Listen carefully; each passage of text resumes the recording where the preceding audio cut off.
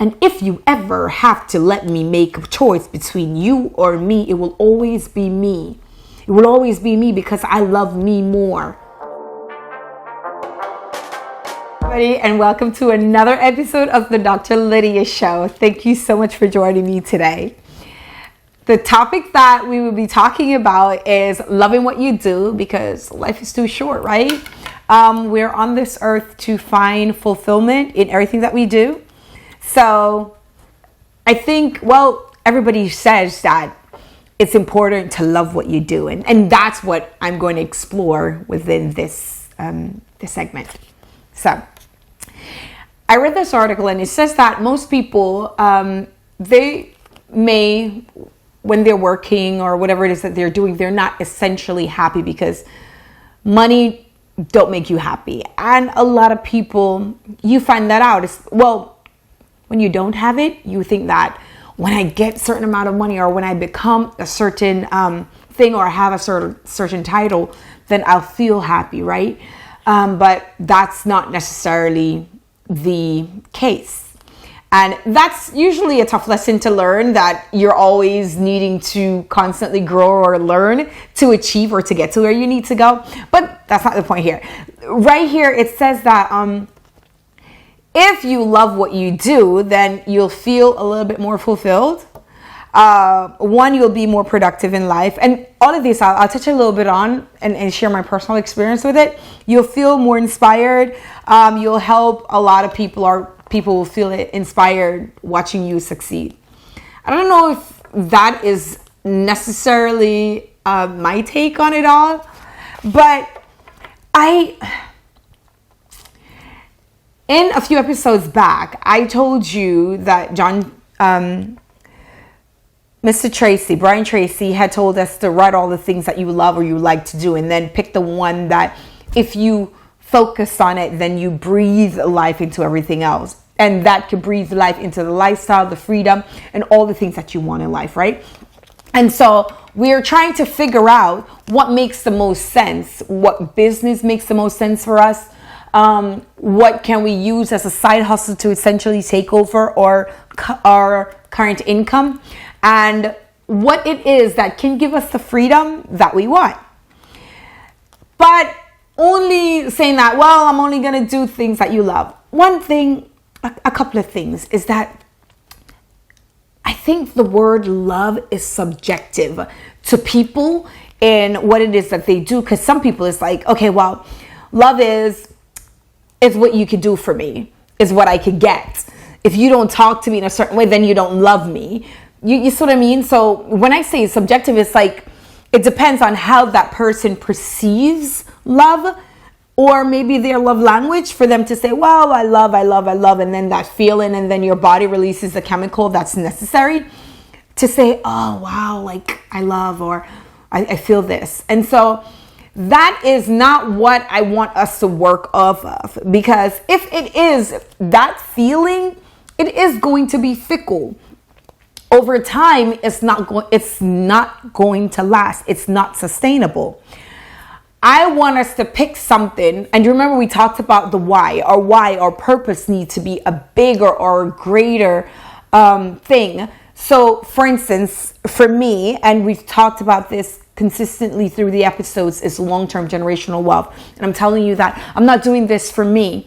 The bigger picture is I'm doing this for the next generation, my children, their children, children's children, right? I want them all to remember me, that I have done something significant to be able to help them to move forward. So I don't get up every single day to work to say, oh my goodness, I don't feel like it today. If that's the case, I'll be laying down in my bed. So if it is about that feeling of love, then to me, it is the most ridiculous thing. It is ridiculous to sit here and say, oh my gosh. Here goes the thing. I told you guys previously that when I decided that I was going to go back to school and what I wanted to do, I picked the most challenging thing, not necessarily because I loved it, because I knew that could possibly give me the lifestyle and change my life. When I decided to forex trade, I was a single mom. And I thought to myself, oh my goodness, like if I was to work for somebody else, would I be able to make this amount of money? Would I be able to change my life with anything else that I did? And the answer is no. So when I spent all the hours learning, studying, growing, I didn't love it. I did it because it was necessary. When I was taking a class with a professor that I didn't like, or they didn't like me, or I was in a group or a team that wasn't as productive as I'd like them to be, I didn't do it, or I didn't participate to get a good grade or to get the project completed, only because I loved it. I did it because it was necessary. It's funny that, and I talk about my 7-year-old son that decides that he wants to do basketball. And I tell his dad this because I wake him up at 4:30 in the morning, and we're outside and we are training 4:30 to 6:30, and I get him, it's like, okay, well, we're training from this time to this time, and my baby is like 3 years old, and we're on the tennis court, and it's the middle of the day and the sun is hot, and we are training. And when my 3 children, they were learning all the instruments, and they didn't necessarily like it because we were doing it over and over again. And of course, playing guitars, you know, was rubbing off your fingers, and it was blistering, and it hurt. Or a ballet dancer that their dream is to become a ballet dancer, and you know their feet has to be a certain way, and you are standing on your feet or your toe until your feet blister. Or when I was growing up and I was walking 3 miles to and from school, and I only had one pair of shoes all year, and the shoe soles was eaten down so much that I would have blisters on the bottom of my foot walking to and from school. I didn't do any of this because I loved it. Nobody chooses any one of these things to become great. If you see LeBron out there and he's working and he's grinding, or Steph Curry, or anybody that's great. President Obama, if you go back to President Obama's book, The Audacity of Hope, or Nelson Mandela, The Long Walk to Freedom, he didn't do any one of these things because, oh my God, I loved it.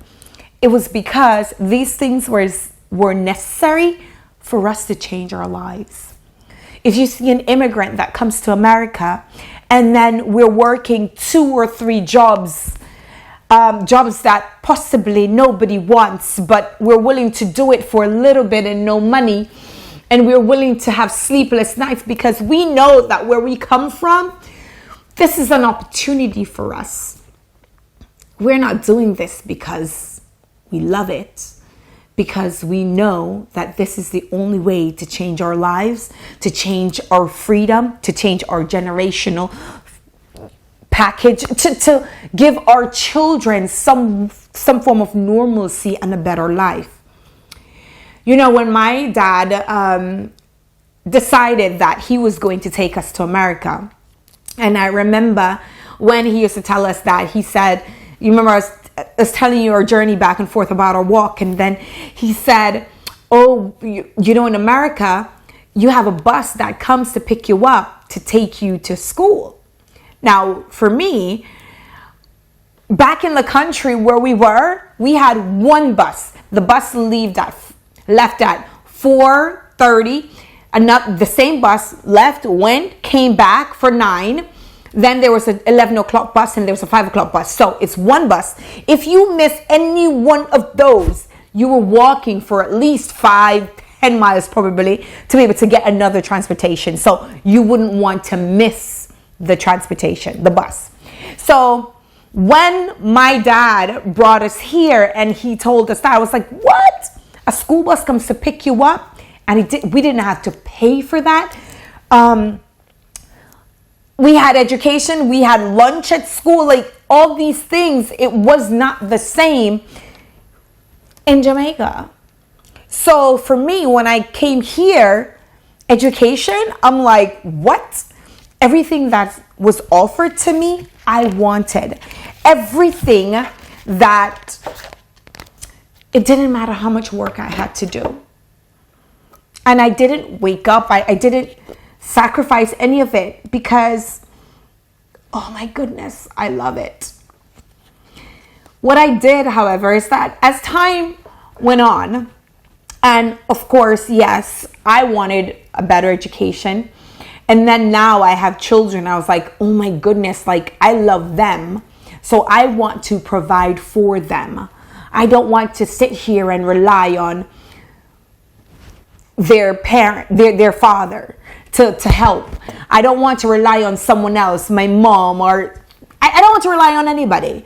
I want to be able to afford this life for them because God has given them to me. I want to be able to offer them opportunities that probably most never have. And so in order to do that, my love for them drove me to do a lot of things so that I would be successful. It's funny too, like I remember asking my daughter, I only have one, and she was 3, and I asked her what she wanted to be when she grew up. She must have been 3 at the time. And she looked at me with those glaring eyes and she says, I want to be just like you. And at that time, I think that was a sense of pride, of course, but a sense of responsibility, because I didn't want to be a mom that kind of has been, you know what I mean? I don't want to be that mom that's, okay, well, you were great, but then you peaked at some point and didn't become what your true potential is, right? So I made a commitment at that time to continually grow, no matter what. I will continue to read, to create. I wanted to, because if they are watching me and I am their first teacher, role model, inspiration, muse, possibly somebody that they would want to emulate, I want it to be the best version of myself. Now, don't get me wrong, I'm not perfect, and I have made a host of mistakes, just like everybody else. And I don't claim to be perfect in their eyes. But what I do is try to be better, you know? I talk about the different versions of who I am when I was parenting the first 3 to when I'm parenting the baby now, and they look and like, oh my goodness, I wish I had that mom. I wish I had you as a mom now.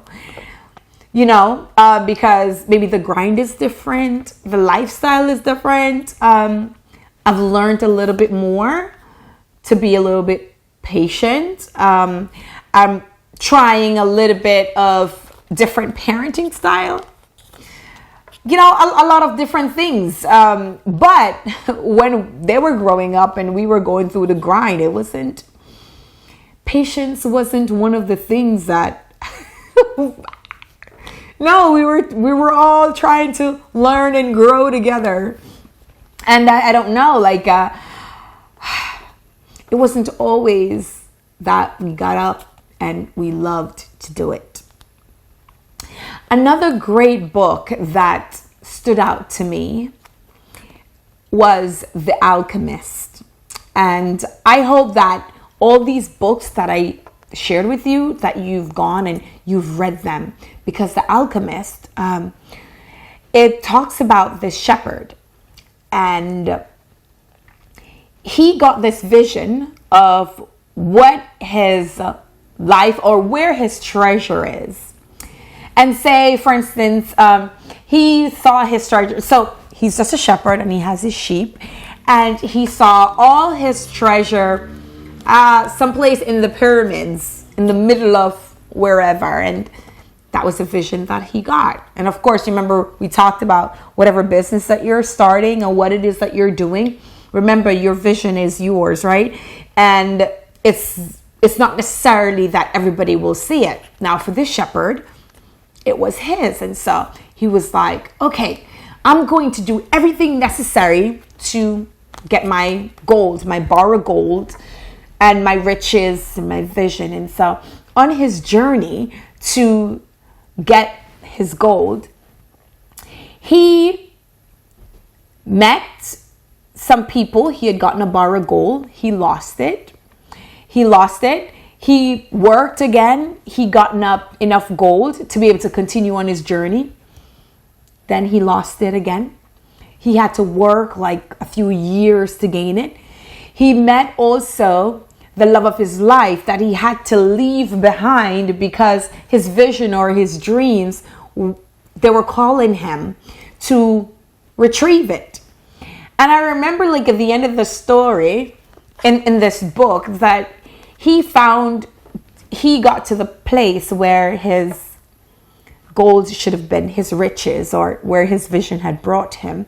And when he did, and he was digging it up, he was there, and then somebody came to rob him.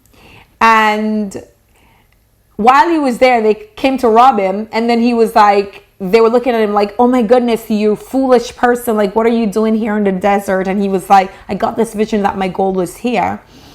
And while he was there, he's digging, and they were like, well, go ahead, I'm ready to give up. The person on the horse had given him a message of where to go to really get his gold. And that was the whole idea behind The Alchemist. It's like, do you remember before, like we talked about, Steve Jobs has said, you'll only connect the dots moving backwards, right?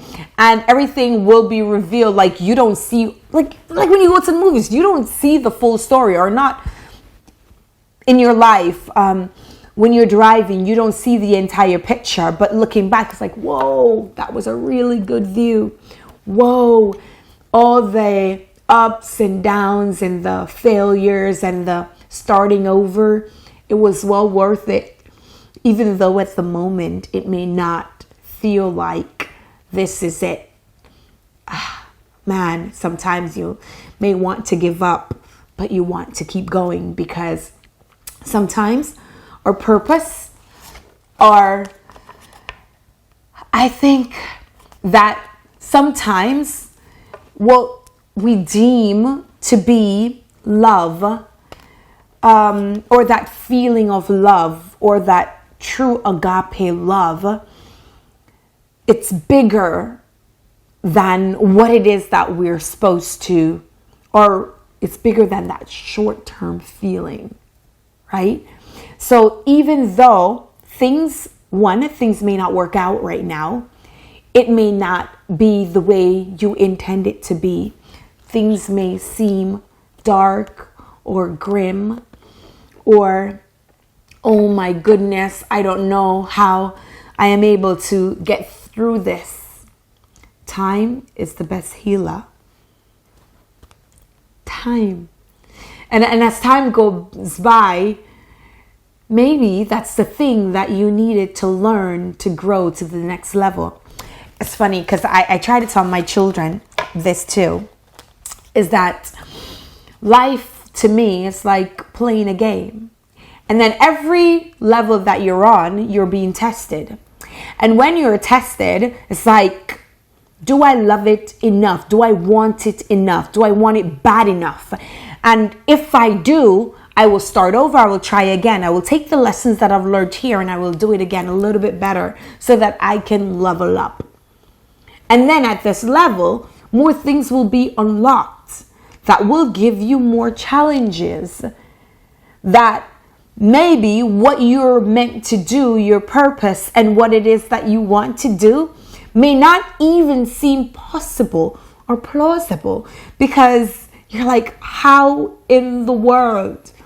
But when you get past that level, then you look back at level 2, 3, 4, 40, 45, level 50, and say, wow, I did that. It wasn't about loving, or is it about loving? I don't know. Yes, I do know. I don't think it's about that temporary, oh my gosh, I feel like this. It's about knowing your purpose and your true self. it is not always easy, because sometimes you may love something, love someone, love a job, but you have to leave it. You have to let it go. Love a country. For instance, I loved Jamaica. I'd still love Jamaica. But in order for me to become who I needed to get out of there to grow. Once I heard someone who said to me, well, I'd rather be in Jamaica because I'd rather be a big fish in a small pond.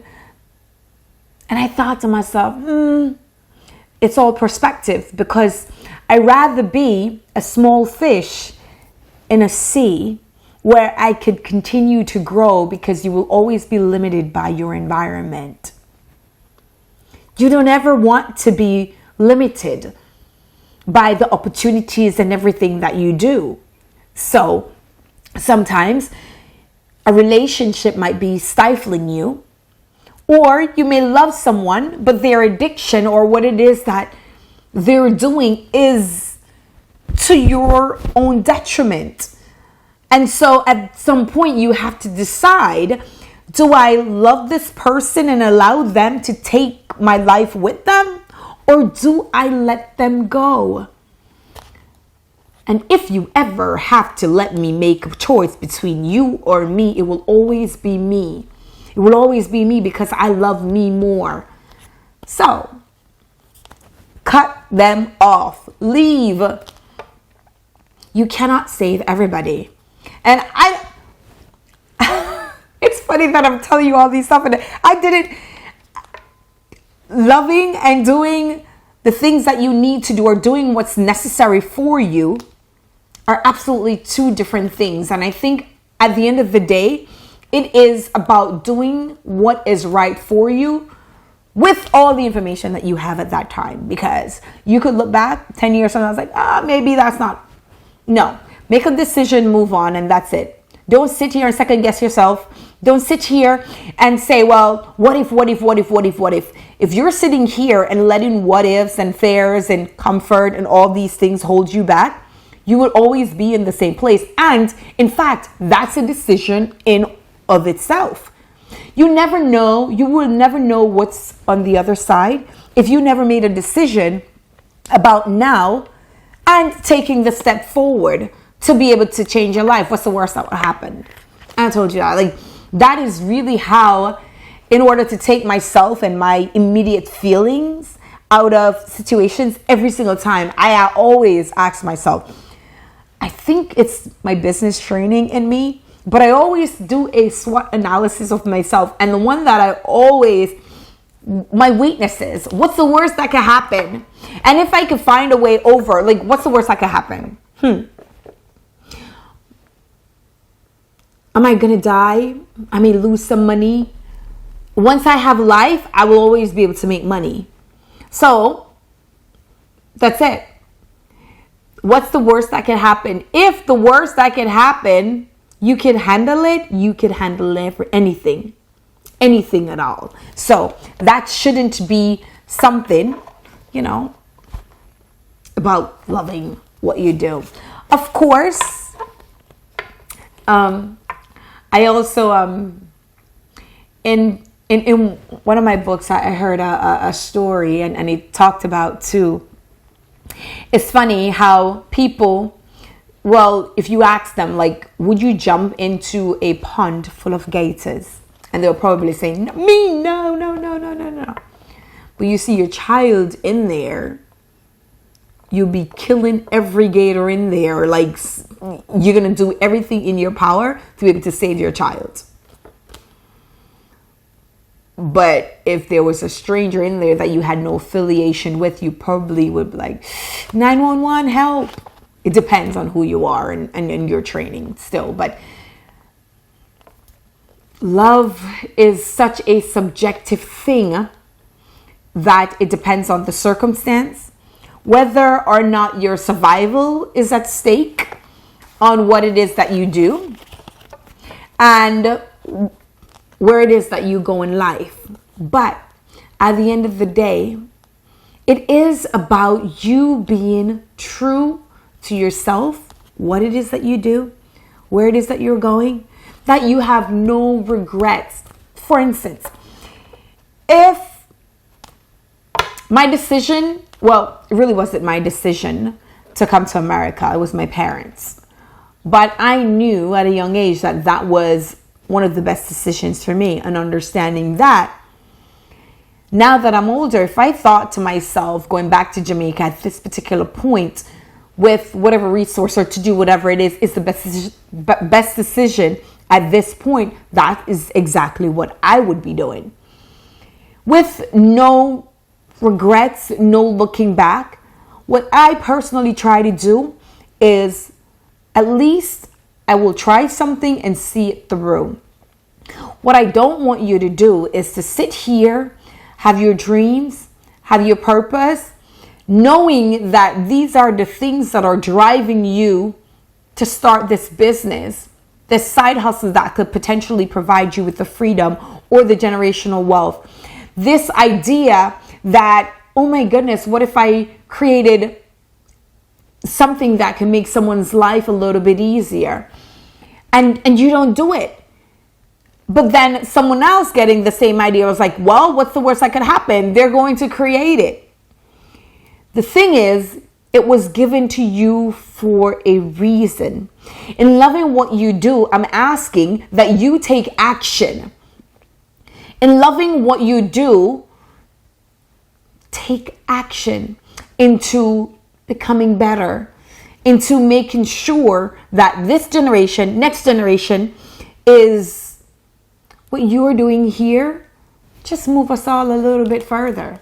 Help us. Because again, that's why I think we all are here. We won't always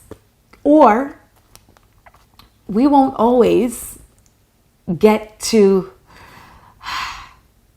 and you know what too?